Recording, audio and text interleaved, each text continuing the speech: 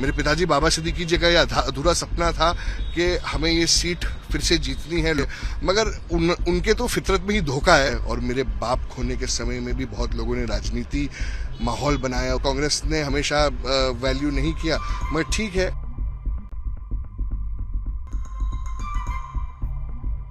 परसों आपने देखा महाविकास आघाड़ी ने अपना कैंडिडेट डिक्लेयर किया और कांग्रेस की जो सिटिंग सीट है वो वापस शिवसेना उबट्टा को दे दिया। तो ये बहुत ही दुर्भाग्यपूर्ण है।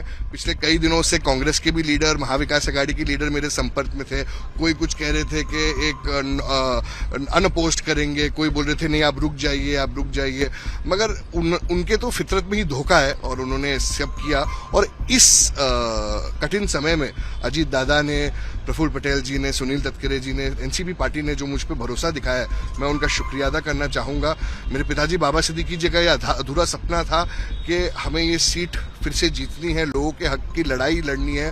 वो ये लड़ाई लड़ते लड़ते उनकी हत्या हुई है और मेरे रगों में उनका खून है और मैं पूरी तरीके से ये जो लड़ाई है वो आगे उनके लिए मैं लड़ता रहूंगा और एक रिकॉर्ड ब्रेकिंग मार्जिन से इस बार हम वांद्रे पूर्व जिता के दिखाएंगे राष्ट्रवादी के सिंबल से। आज सुबह मैं अपने कार्यकर्ताओं, अपने सपोर्टर्स के साथ आया हूं और पूरे वांद्रे पूर्व में उत्सुकता है और मुझे यकीन है कि इस बार रिकॉर्ड ब्रेकिंग मार्जिन से मैं जीत के आऊंगा। बाबा सिद्दीकी जी के निधन के बाद कांग्रेस के लोग आपसे मिलने आए थे, हमने देखा, लेकिन टिकट को लेकर कोई चर्चा, कोई संपर्क किसी तरीके? बहुत लोगों ने बहुत सारी राजनीतिक बात की, राजनीतिक मुद्दा उठाया। मैंने मेरा बाप खोया है और मेरे बाप खोने के समय में भी बहुत लोगों ने राजनीति माहौल बनाया, उसका राजनीति गलत तरीके से उपयोग किया, गलत वादे किए, गलत पर्दों में रखा।